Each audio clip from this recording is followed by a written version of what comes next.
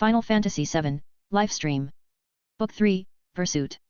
With Midgar now behind them, Cloud and his friends set out on the long, dangerous hunt for Sephiroth, unaware that he plans to use one of their own to change his fated destiny. Pursued by Shinra's forces, Cloud and the others press onward. But the price of victory may be higher than they can possibly imagine. The story continues in the third installment of the Lifestream series. Status, ongoing. Published, October 18, 2021. Updated, September 3, 2023. Words, 230,235. Chapters, 43.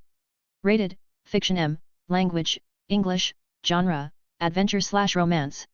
Characters, Cloud S, Jessie Tifa L, Aerith G. Subscribe to the channel please.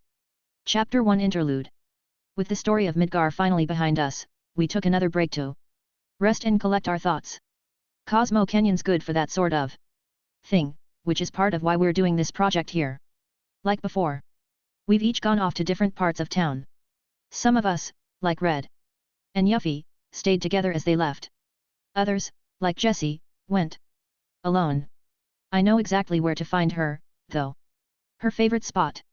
The top of the canyon, outside the observatory. You can see 4 miles from there, all across the desert. It's an incredible view.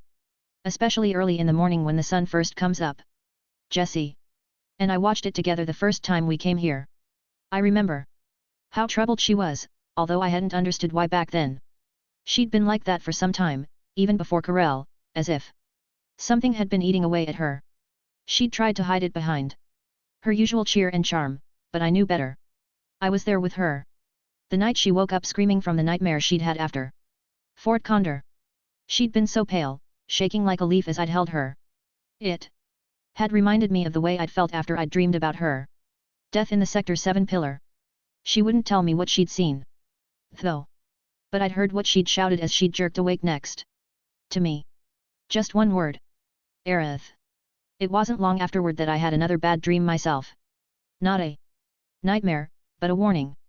And the burden of an impossible choice I had yet to make. So by the time Jessie and I first came here to the canyon, we were both struggling inside.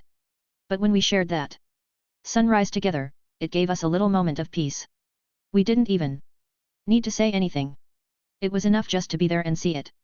For a while, we were able to forget about the terrible dilemmas we were dealing with and simply enjoy each other's company. It was a break we'd badly needed. The sunsets are really good, too. Jessie and I watch them often while we're here. And as I make my way up through the winding paths and old rock tunnels of the town toward the top where I know she'll be waiting, I slip a hand inside my pocket. It closes over what I'm looking for almost at once, but I don't take it out just yet. I just wanna hold onto it for now, to know it's there. To remind myself of what it means, for both of us. A new beginning. That's what it's about, what it is. I brought it with me to the canyon, a small velvet box, and the ring inside it. Jessie doesn't know about it, of course. That's the point. It's been 5 years since our long journey to stop Sephiroth and save the planet. A lot's happened since then, and we've been busy doing what we can to help rebuild our world. But we've got our own interrupted lives to restore, too. Our own dreams to chase. And I think I've made her wait long enough. I just need the right words, the right moment. We both went through and endured so much during our quest, and I think we're due a little happiness now.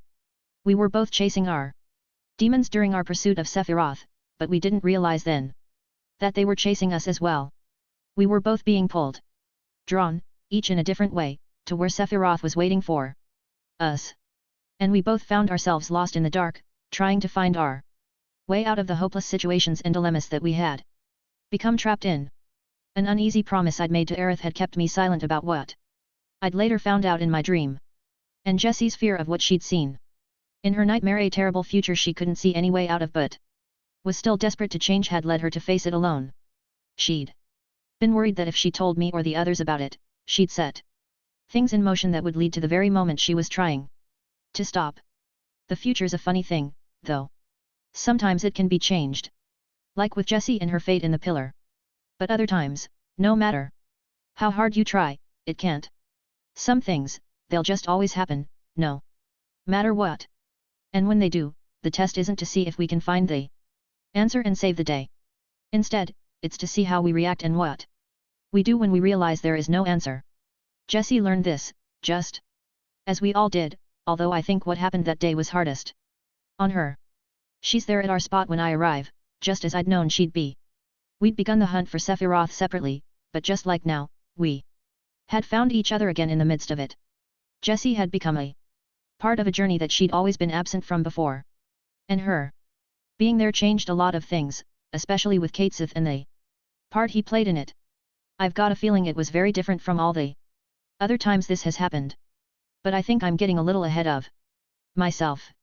By now, I guess you're probably wondering how we've all been able to remember so much so clearly after so long. It's a good question. And to be honest, we've got a little help. It's something Nanaki found recently in his grandfather's observatory. Not all materia are for battles and fighting, as you'll see. This is one of them. Recall. It lets you see and experience your memories, your past, and relive them in a sort of waking dream. But you can't actually change anything. It doesn't work like that.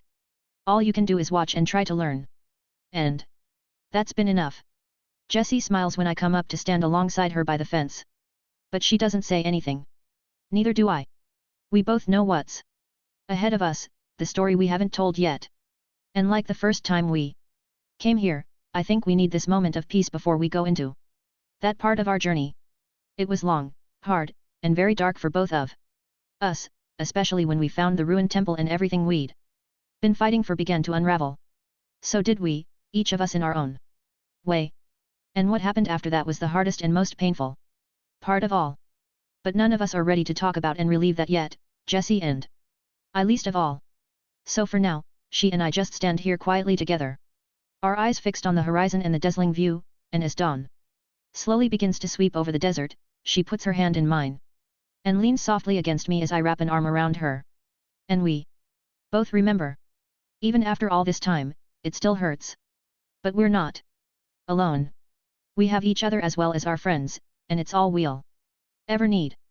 So in that still, peaceful moment, Jessie and I watch the sunrise together. And we think of her. Cloud Strife.